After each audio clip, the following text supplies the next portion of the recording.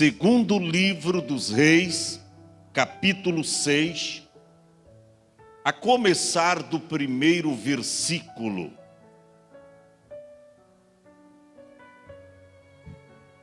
Glórias a Deus. Todos encontraram, digam amém. Leiamos, portanto, a palavra de Deus que nos diz assim: E disseram os filhos dos profetas a Eliseu: Eis que o lugar em que habitamos diante da tua presença, ou diante da tua face, é pequeno para nós todos. Algumas traduções dizem, é estreito para todos nós. Vamos, pois, até o Jordão e tomemos de lá cada um de nós uma viga e façamo-nos ali um lugar para habitar. E disse ele: Ide. Disse-lhe um: Serve-te de ires com os teus servos. Disse: Eu irei.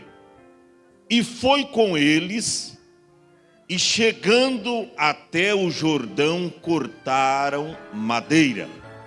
E sucedeu que, derribando um deles um tronco ou uma viga, o ferro caiu na água, e ele exclamou, dizendo: Ah, meu senhor, porque era emprestado. E disse o homem de Deus: Onde caiu? E mostrando-lhe ele o lugar, cortou um pau e o lançou ali e fez flutuar o ferro. E disse: Levanta-o.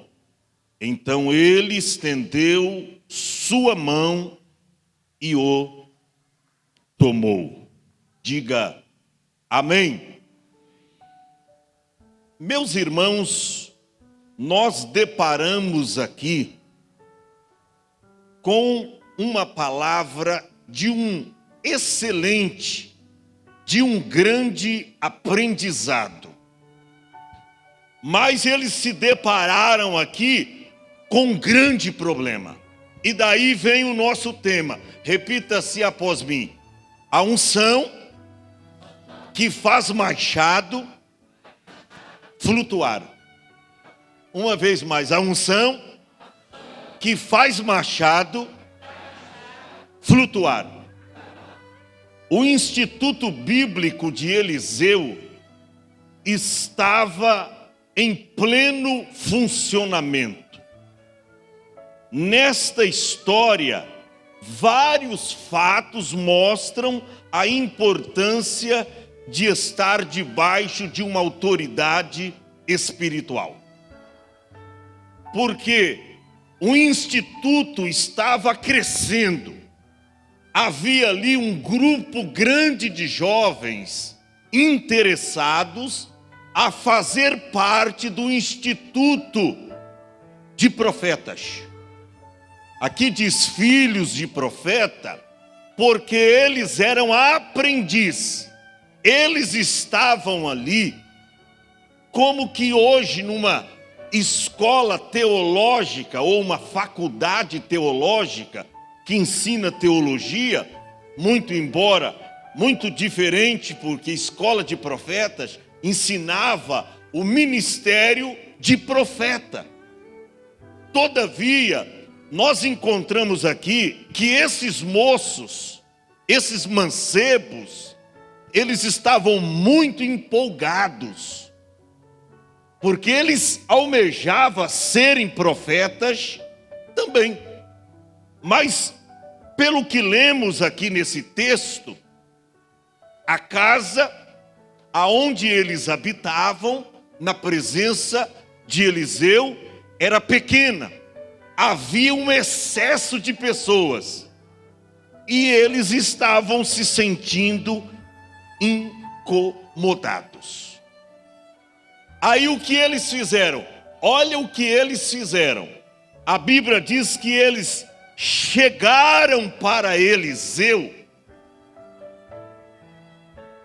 e passaram para ele o problema. Não é que Eliseu não estava vendo o que estava acontecendo. Ele sabia. Mas tem reação para Deus mudar a história, para Deus mudar o problema, para Deus trabalhar na causa. Deus precisa ver em você uma atitude de fé. Você esboçar uma atitude. E eu vejo nesses jovens aqui, não obstante eles estarem empolgados e estarem debaixo de uma autoridade espiritual, nós vemos também atitudes corretas dos discípulos envolvidos. Ser discípulo significa seguir o seu mestre. E eles queriam ser discípulos. Daqui a pouco você vai saber por que esse tema. Preste atenção. Eu vejo aqui 5 verdades fundamentais na vida desses jovens. Quantas verdades? 5 verdades. Primeira verdade, a necessidade de crescimento. Olha o que diz o verso 1. E disseram os filhos dos profetas a Eliseu. Primeiro, eles se dirigiram à pessoa certa. Disseram os filhos dos profetas a Eliseu: eis que o lugar em que habitamos diante da tua face é pequeno, ou nos é estreito. Eles sentiram a necessidade de crescimento. E eu pergunto, você sente a necessidade de crescer? Porque, levando para o campo espiritual, quem sente a necessidade de crescer, ainda que ele trabalhe na segunda-feira, ele sente desejo de vir para o culto de oração e para o culto de ensino da palavra, porque ele quer aprender através da Bíblia. Ele quer aprender a crescer, não somente na graça, para não ficar cabeçudo. Porque quem cresce tão somente na graça, mas não cresce no conhecimento da palavra, fica inchado, fica soberbo. E de repente, ele pode cair, porque não tem conhecimento para se desviar do mal. Então preste atenção, eles queriam crescer. A visão desses jovens aqui me chama a atenção, porque eles chegam e traz o problema para o seu mestre, Eliseu. Ele diz: olha, o lugar em que habitamos diante da tua face nos é estreito. Eles sentiram, guerreiro Luiz, a necessidade de crescimento. Sabe que tem gente que não almeja crescer na graça, no conhecimento de Cristo, nem na fé. Tem gente que fica 10 anos na igreja e não consegue se libertar. Tem gente que fica 10 anos na igreja e não consegue se preparar para o batismo. E quando consegue, mediante todos esses anos, ele acha o máximo. O que para nós é o máximo, para a igreja primitiva era o começo. Por quê? Porque as pessoas se convertiam no mesmo dia na igreja primitiva e já eram batizadas. Ou seja, havia uma genuína conversão divina.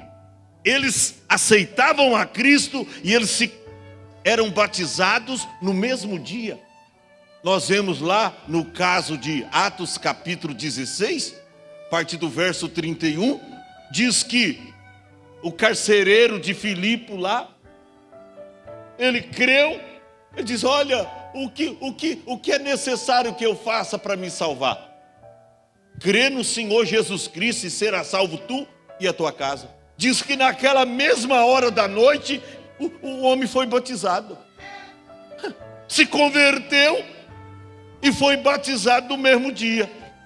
E hoje tem pessoa que fica 10 anos e não consegue se libertar. Ô, meu irmão, você tem que sentir a necessidade de crescimento. Eles chegaram para Eliseu e disseram: olha, é estreito o lugar. Nós queremos mudança, nós queremos crescer, nós queremos um lugar, olha, espaçoso, nós queremos uma casa maior. Isso é gente que almeja.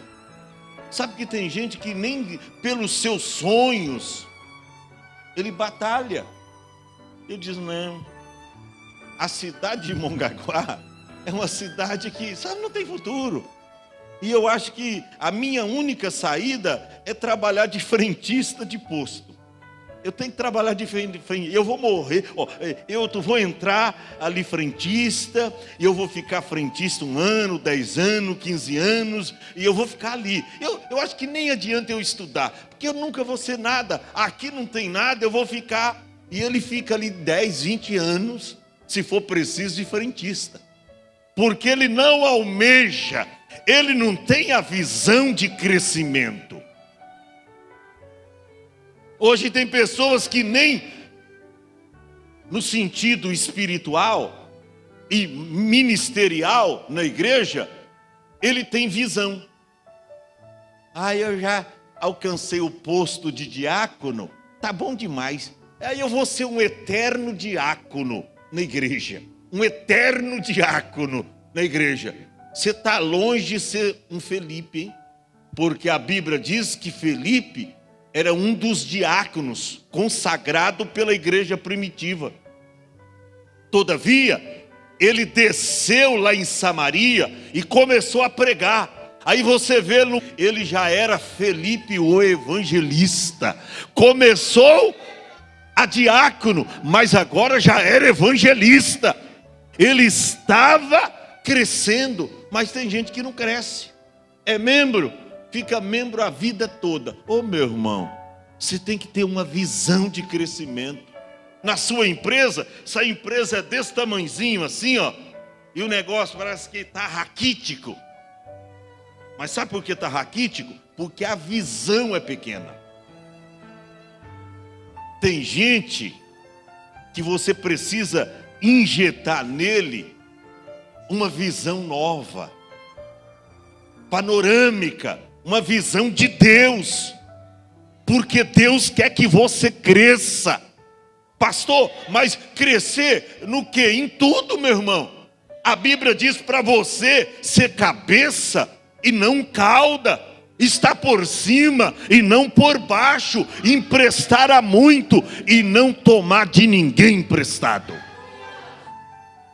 Mas para que isto aconteça, você precisa ter visão espiritual, sentir a necessidade de crescimento. Eles sentiram essa necessidade. Aí eles chegaram até Eliseu, verso 1, e eles disseram: olha, o lugar em que nós habitamos, diante da tua face, diante da sua presença, nos é estreito, ou seja, nos é pequeno. Sabe que tem gente que tem síndrome de coisas pequenas. Ele é tudo pequeno, ele pensa pequeno. Olha, eu não consigo arrumar um homem de Deus mesmo para mim casar, para mim passar os meus. Eu vou arrumar, então eu vou ficar naquele versículo de João: todo aquele que vem a mim de maneira nenhuma lançarei fora. Aí vem um lá que nem crente é, que nem, meu irmão, você tem que ter uma visão de Deus. Deus tem coisa boa para você. Deus tem o melhor. Não troca o melhor pelo mais ou menos. Não troca o melhor por uma coisa que você, pelo amor de Deus, falta de visão espiritual. Eles estavam debaixo de um aprendizado. Eles eram tão somente, eles não eram profetas. Eles eram estudantes. Aprendiz, estavam debaixo da tutela, da égide de um profeta. E aí eles não fazem nada sozinhos. Eles chegaram a Eliseu e apresentaram o problema. olha, o lugar em que habitamos diante da tua face nos é estreito. Diga assim, visão de crescimento. Quando você lê a Bíblia em Isaías 54, versículo de número 2, você vai ver a linda palavra que diz: amplia o lugar da tua tenda, e as cortinas das tuas habitações se estendam. Visão de crescimento. Não o impeças ou impeçais. Alonga as tuas cordas e firma bem as tuas estacas, porque transbordará a mão direita e a mão esquerda, e a tua posteridade possuirá as nações, e fará que sejam habitadas as cidades assoladas. O que é isso? Visão de crescimento. Então, a primeira verdade fundamental, a necessidade de crescimento. A segunda verdade fundamental inserida nesse texto: eles consultaram o homem de Deus. Verso 1, eles sentem a necessidade de crescimento. O versículo 2, coloca no telão. Eles consultaram o homem de Deus. Vamos, pois, até ao Jordão e tomemos de lá cada um de nós uma viga e façamos-nos ali um lugar para habitar. Preste atenção, isso aqui é muito importante.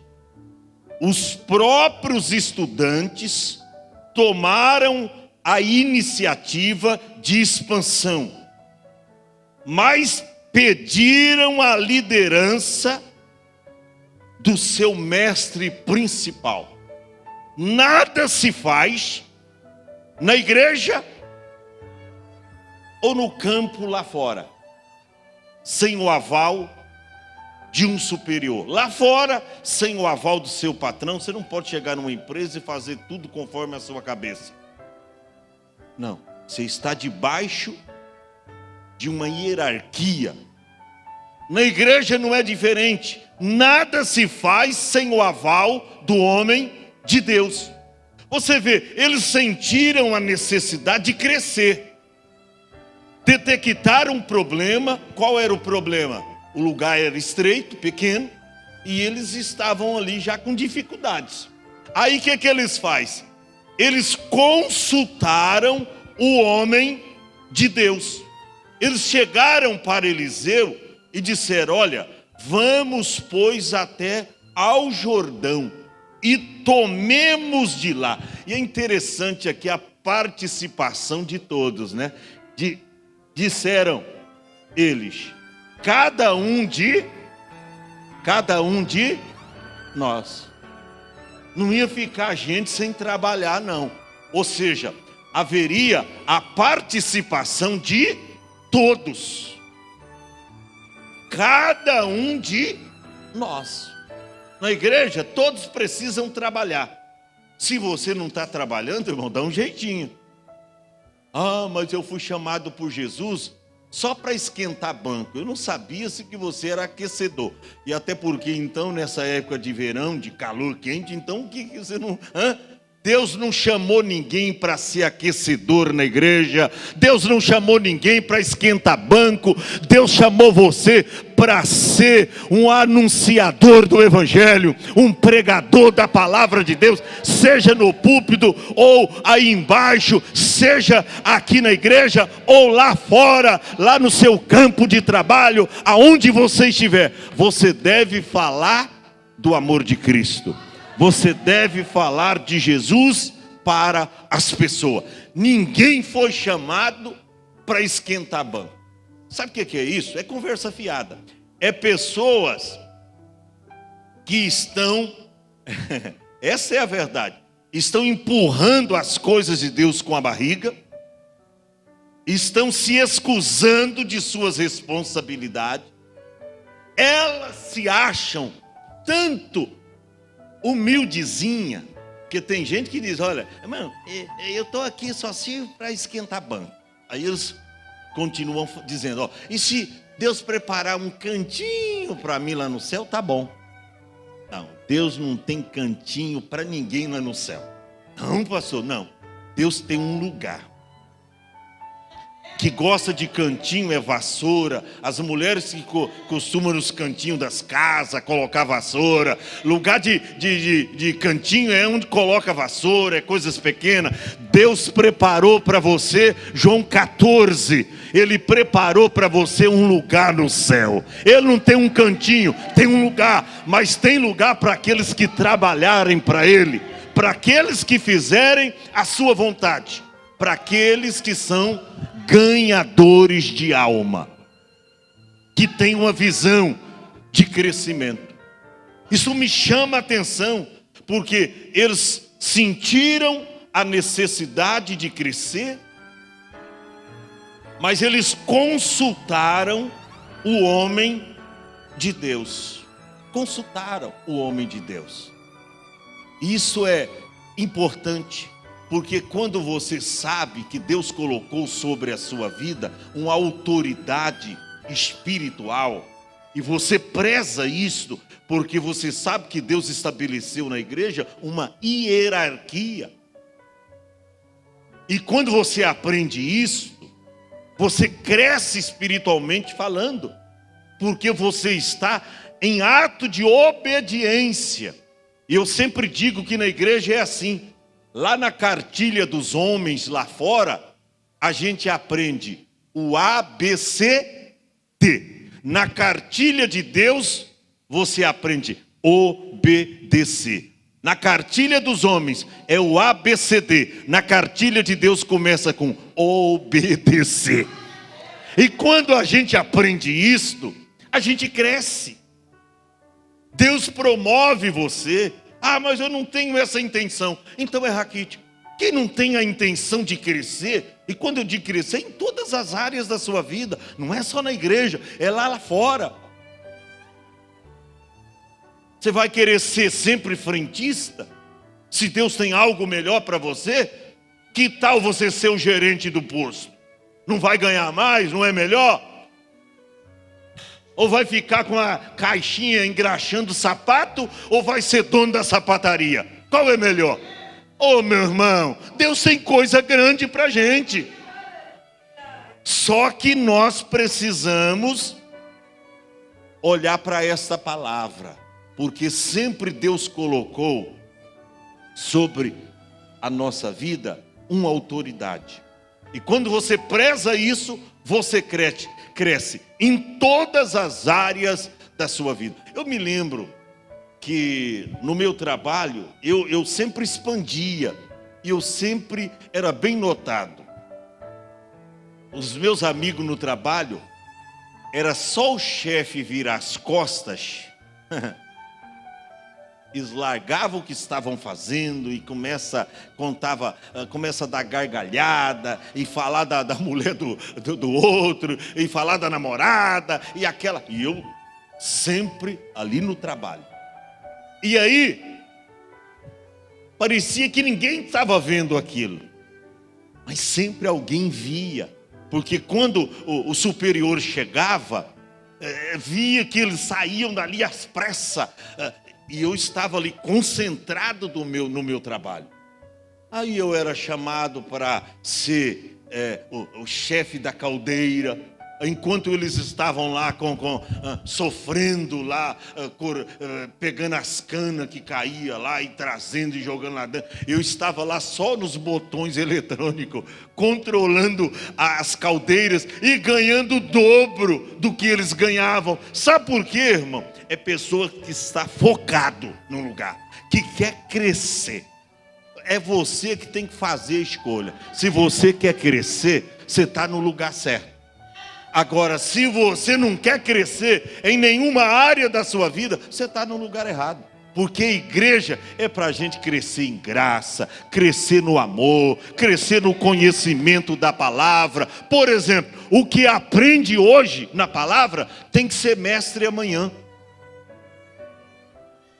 Senão a vida inteira alguém vai precisar te ensinar o ABCD do Evangelho. Então o que aprende hoje precisa ser mestre amanhã. Hoje alguém está parando para te ensinar. Mas amanhã, meu filho, dá um jeito. Você já vai estar aqui, está à frente de um grupo ensinando outras pessoas tudo aquilo que você aprendeu. Ou não é assim, no sentido literal da palavra? A criança que entra na escola lá, já pensou se ela ficasse a vida toda no jardim da infância? Nunca ia chegar no primeiro ano. Ou já pensou se ela ficasse 10 anos no primeiro ano? Ou a vida toda, ou no segundo ano e não saía? Ninguém, agora não. Você vê que ela vai para o jardim de infância, por causa da sua pequena idade, daqui a pouco está primeiro ano, segundo, terceiro, e aí vai indo. Daqui a pouco, aquela criança que começou lá no jardim da infância, já está dando aula, é professora. Sabe por quê? Visão de crescimento. Eu estou falando com pessoas que almejam na vida, não é só na igreja, não. Claro, aplica mais para o nosso campo aqui, mas em todas as áreas da sua vida. Você tem que almejar crescer. Mas, decentemente, tudo com ordem. Eles trouxeram o problema, falaram da necessidade de crescimento para o homem de Deus. Eles consultaram o homem de Deus. Terceira coisa que eles fizeram, eles convidaram o homem de Deus. Pastor, mas aonde está escrito isso? Verso de número 3. Coloca no telhão. E disse um, não foi todos, mas um, diz, rapaz, eu acho que ele pensou mais ou menos assim, a turma aí está toda empolgada. Mas e se surgir algum problema lá à beira do Jordão? E se surgir lá alguma dificuldade? Quem poderá nos ajudar? Ninguém pensou. Mas eu vou convidar o homem de Deus para ir conosco. E se surgir lá um problema imperioso, de força maior, de ordem maior, que a gente não consiga resolver, solucionar, o que nós vamos fazer? Esse pensou de uma forma sapiente. Não foram todos, mas está escrito, e disse um, serve-te de ires com os teus servos. Não é que Eliseu ia pôr a mão no machado, não, mas ele ia ficar lá, ao longe, observando como os seus liderados, os seus servos, os seus discípulos, os seus aprendizes estavam trabalhando. Ele ia ficar lá. Não tem aquele adágio popular que diz que o que engorda o gado é o quê? É o olho do seu dono. Só dele olhar ali, o gado está engordando. Então este aí teve uma visão diferenciada dos demais, porque ele pensou o seguinte, olha, eu sei que eu também estou empolgado, mas eu só estou vendo empolgação aqui, estou vendo muita empolgação, e se der problema lá? E se surgir uma necessidade premente lá? A gente não tem a quem recorrer. Ele diz, já sei. A gente apresentou a necessidade para o homem de Deus, consultou o homem de Deus, mas ninguém convidou o homem de Deus. Deixa comigo. E disse um, serve-te de ires com os teus servos. Qual foi a resposta de Eliseu? E disse, eu irei. Parece que o profeta Eliseu sabia que alguma coisa lá, junto ao Jordão, ia dar errado. Deus representa o próprio Deus. Quando você faz alguma coisa sem o aval de Deus, Tem gente que se casa lá sem direção de Deus, contrai relacionamento, cônjuge, que não é da vontade de Deus. Ai, Senhor, me ajuda. Ô meu irmão, você casou, você usufruiu, você não consultou Deus, agora está lá encrencado e quer que Deus resolva o seu problema. Tudo que começa aí errado, vai terminar errado. Tudo que começa sem a direção de Deus, não tem como dar certo. A não ser que a pessoa tenha um encontro, né, com Deus para mudar aquela situação. Mas tem gente que nem nas suas horas premente de necessidade busca Deus. Aí Deus não vai mudar nada. Eles pensaram isso, pode surgir um problema lá. Vamos convidar o homem de Deus. E Eliseu não revidou ir com eles. Ele disse, eu irei. Vamos para o verso seguinte, e eu vou citar o outro tópico. A execução do serviço diante do homem de Deus. Verso 4. Olha o que diz assim: e foi com eles, e chegando eles ao Jordão, cortaram madeira. Animados na companhia do profeta-chefe, eles se põem ao trabalho. Eles se dão ao luxo ao trabalho. Porque tem gente que só vê os outros trabalhando, mas não quer fazer nada. É a mesma coisa que aquele crente que vem na igreja, chega, se assenta, é como se estivesse numa clínica dentária ou numa sala de espera, cruza os braços e diz, hoje eu quero ver o fogo do céu cair sobre a minha cabeça. Hoje eu quero ver o milagre de Deus cair aqui, descer aqui. Mas a igreja glorifica a Deus, ele não glorifica. A igreja ora, ele não ora. A igreja dá glória a Deus, ele não dá glória a Deus. Meu irmão, que é isso? E você vai pensar que o milagre de Deus vai cair no seu colo? Não vai acontecer nada se você não contribuir, se você não fizer a sua parte. A Bíblia diz que eles chegaram lá, cada um deles, eles cortaram madeira. Eles estavam animosos na presença do homem de Deus. Isso é muito importante. A execução do serviço. Tem uma palavra, eu não vou mostrar, mas está em Provérbios 6. A Bíblia fala ao preguiçoso. Preguiçoso, vai ter com a formiga. Quantos já leram esse versículo na Bíblia? Está lá. E uma certa feita, eu morando na cidade, um distrito, Baguaçu, a gente tinha lá um pé de maracujá. E uma certa feita, passou um bando de formiga lá. Gente, era um pé de maracujá considerável, grande. E a gente a semana toda, irmão, bebia lá o suco do maracujá, porque era um pé recheado. Uma noite, passou um bando de formiga cabeçuda, dessa bem grande, irmão, e cortou até os troncos do pé do maracujá. Quando eu cheguei de manhã lá, eu levei um susto. Mas cadê o pé de maracujá? Estava tudo no chão. E aí, sabe o que as formiguinhas estavam fazendo, irmão? Cada uma com um pedaço de folha, porque as folhas do maracujá é grande, pesada. Sabe o que elas fizeram? Elas cortaram tudo em vários pedaços, e cada uma ali com uma folhinha daquela nas costas, indo embora assim. Tinha uma grama assim, sabe?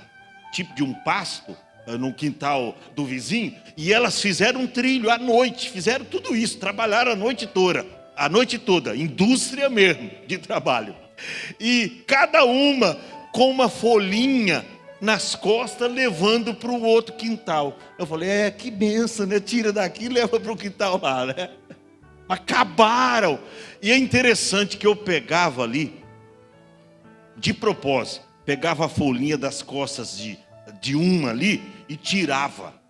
Sabe o que ela ia? Ela ia lá no monte que elas tinham preparado, ela voltava, ia lá, pegava novamente e punha nas costas e seguia por aquela trilha. Eu pegava novamente da mesma e pegava ali e tirava aquela folha. Ela voltava, tornava a pegar uma folha ali no monte que elas fizeram e se voltava para o trilho. Meu irmão, vai ter com a formiga. Elas não param, elas trabalham até a noite inteira. Acabaram com o pé de maracujá, irmão. Acabaram, mas trabalharam a noite toda. Tem crente que quer que Deus faz um milagre, mas não ora, não vem na igreja, não paga dízimo, não vem na segunda, não vem na quarta-feira, não vem no domingo. E você quer que Deus te abençoe, sendo que você não faz nada para Deus? Tem que ter um encontro com a formiga. Tem que ter um encontro com a formiga. Então preste atenção, isso é muito eficaz. Vai, quando tem um formigueiro na sua casa, vai lá para você ver o trabalho das formigas. Você vai ficar maravilhado.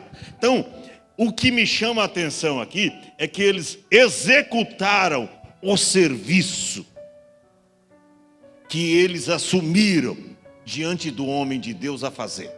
Eles assumiram. O quinto tópico é que eles precisaram do homem de Deus. Olha o que diz o verso de número 5. Coloca no telão. Diz assim: e sucedeu o quê?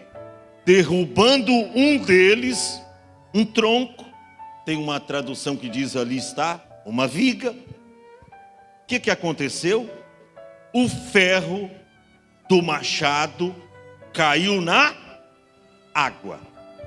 E ele exclamou, dizendo: meu Senhor. E depois da exclamação tem ali uma frase: porque era emprestado. O que me chama a atenção aqui, irmão, é que este moço, ele não tinha muita experiência em trabalhar com o machado.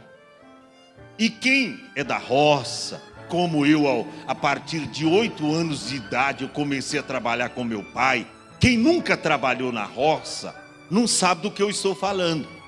Primeiro, para você trabalhar na roça com o machado, executar bem esse machado, o machado não pode estar sem corte. É por isso que Eclesiastes 10:10, diz que, coloca lá no telão, se estiver trabalhando com o machado aí, sem afiar o corte, você vai morrer fazendo força e não vai sair trabalho nenhum. Quem ficar aí com uma ferramenta sem corte, e tem gente que a ferramenta dele está toda enferrujada. Meu irmão, vá até Deus, vá até o Espírito Santo. A sua ferramenta sem estar afiada aí não vai fazer nada. Sabe, por isso tem gente que não consegue fazer nada para Deus. O que é isso? Além da ferramenta ser emprestada, ela está cega. Ela está enferrujada. Ela não está afiada. Está sem corte. Então, o que se deve por mais força? Eu acho que aconteceu, eu não tenho dúvida que aconteceu exatamente isso. Eles pegaram uma ferramenta emprestada. Deixa eu dizer que nessa época, um machado, um ferro do machado, era uma ferramenta rara e de muito valor. Não era qualquer um que tinha um machado em casa. Não era qualquer família. Tanto é que na escola de profetas, eles não tinham um machado. Era emprestado. Não tinha. Então, nesta época, o ferro do machado, ou o machado com o cabo, né, completo, era uma ferramenta rara. E quando ele começou, sem muita experiência, cortar uma viga, aqui na minha tradução diz um tronco, ele começou lá, e expondo força. Por quê? Porque ele esqueceu que ferramenta tem que amolar. As irmãs que trabalham na cozinha sabem do que eu estou falando. O maridão compra uma picanha lá, por mais mole que a carne seja. Ó, não dá, viu? Se você não amolar essa faca aqui, não dá. Não dá, tá? Aí você tem que amolar e às vezes ela corta até o dedo, né? Esse dia lá em casa aconteceu, corta até o dedo. Quer amolar? Pronto. Corta até o dedo. Mas não dá para trabalhar com ferramenta cega. Ele esqueceu que além da ferramenta ser emprestada, ele tinha que amolar. Então o que ele fez? Ele empregou muita força. E quando você faz isso, utilizando o machado, muita força, o machado pode bater na madeira e ele fazer isso aqui, ó. Você virar desproporcional a mão e bater o lado do machado na madeira. E ele pode então se soltar do cabo e pum. Foi exatamente isso que aconteceu. Deixa o versículo lá. A Bíblia diz, irmão, que o moço estava a todo vapor, trabalhando e tal. E de repente, numa força desproporcional, ele pá, numa viga. Quem sabe virou um pouquinho o ferro do machado. Bateu com ímpeto contra a viga. Fez com que o ferro do machado se soltasse. E soltou e caiu aonde? No fundo do Jordão. Olha para cá. O fundo do Jordão até hoje, o Jordão é um rio barrento. O senhor esteve lá, o senhor sabe do que eu estou falando. Ele tem mais ou menos 50 a 60 centímetros de lama embaixo. Como é que se ia achar, irmão, esse ferro do machado? Você lembra daquele moço experiente que diz, olha, estou vendo muita empolgação desses jovens, mas eles não têm tanta experiência. Eu vou convidar o homem de Deus para ir conosco. Olha aí a necessidade premente da presença do homem de Deus. Eles precisaram do homem de Deus, porque quando ele foi cortar esta viga, diz aí que o ferro do machado caiu na água. E ele ficou espantado, porque a ferramenta não era dele, era emprestada. E ele diz, meu Senhor, é do vizinho lá da casa dos filhos dos profetas. É do vizinho. Nossa, agora o que eu vou fazer? E caiu bem lá no meio da água. E agora para achar? Olha, eu vou terminar dizendo, a solução para o problema estava nas mãos do homem de Deus. Quando você anda, quando você está debaixo de uma autoridade de Deus, Deus te abençoa, até quando alguma coisa tende a dar errado, mas Deus usa alguém para te ajudar. Deus usa o pastor para te ajudar. E até aquilo que era para dar errado vai dar certo, porque a presença do homem de Deus está ali. Olha o que o homem de Deus fez. Verso de número 6. E disse o homem de Deus. Eu estou dizendo homem de Deus, está escrito, irmão, homem de Deus. Como tem mulher de Deus, tem homem de Deus também. E disse o homem de Deus, onde caiu? E mostrando-lhe ele o lugar. Isso você precisa saber, tá? Onde caiu o ferro do teu machado? Naquela desavença que teve entre você e a sua mãe? Seu patrão? Ou aquela pessoa que até hoje você a tem como inimiga sua? Onde caiu o ferro do machado? Você tem que mostrar para o Espírito Santo. Ele sabe, você tem que mostrar. Está perguntando aonde caiu o ferro do machado. Aonde começou, sabe, a sua fraqueza, a sua debilidade espiritual. Aonde começou você titubear na fé? Por que começou? Você sabe a resposta. Aonde caiu, perguntou o homem de Deus, o ferro do machado. Onde caiu? Onde começou a sua decadência espiritual? Quer que eu te revele? Quando você começou a perder um culto aqui, perde um outro. Esse dia eu estava ensinando alguém, sabe por que a irmã está fraca espiritualmente assim, irmã? Porque a irmã era acostumada a não perder um culto na igreja. Quer uma receita para o crente desviar da igreja logo?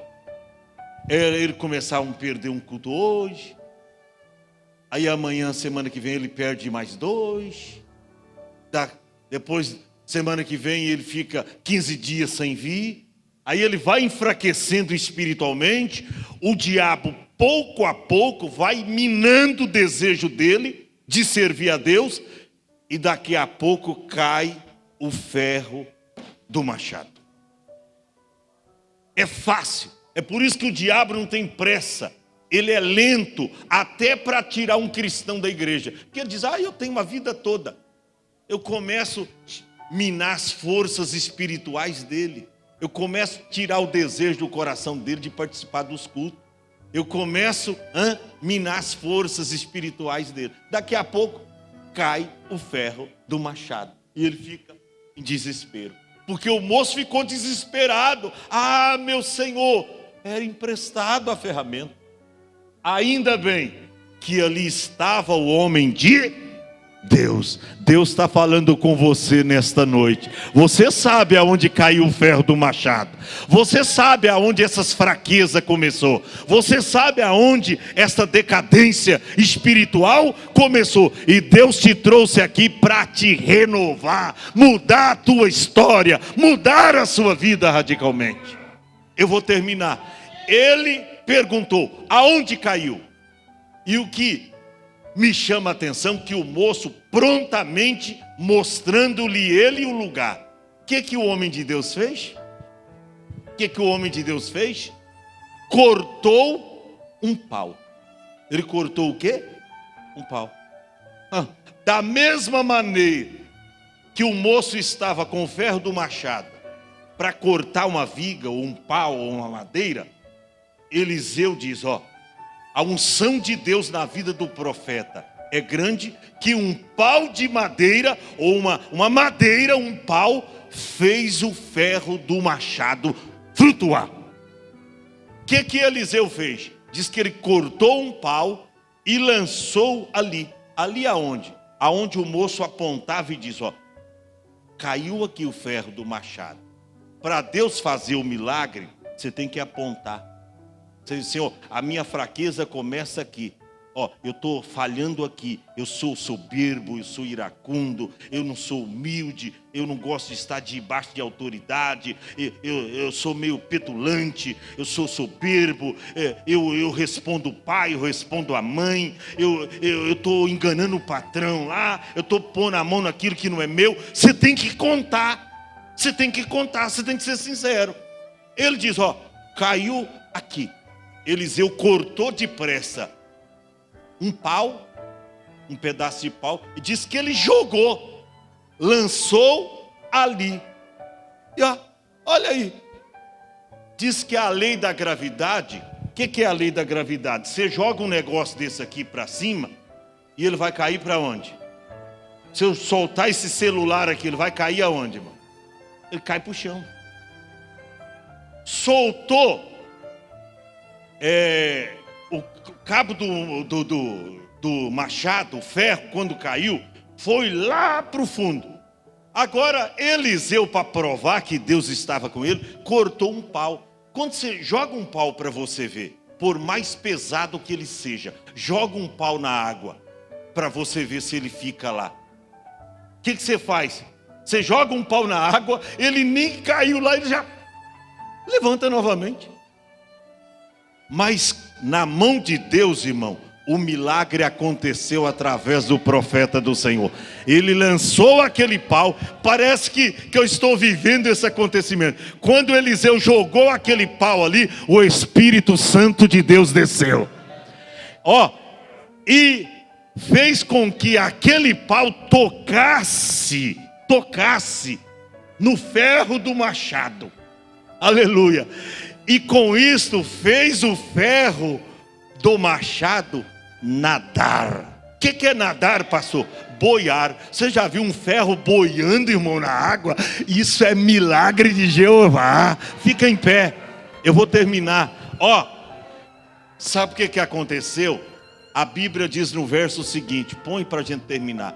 Vem os adoradores aqui. E disse: levanta-o então.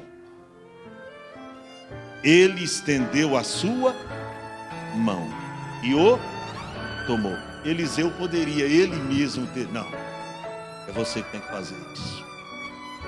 Deus nos ensina o caminho do milagre.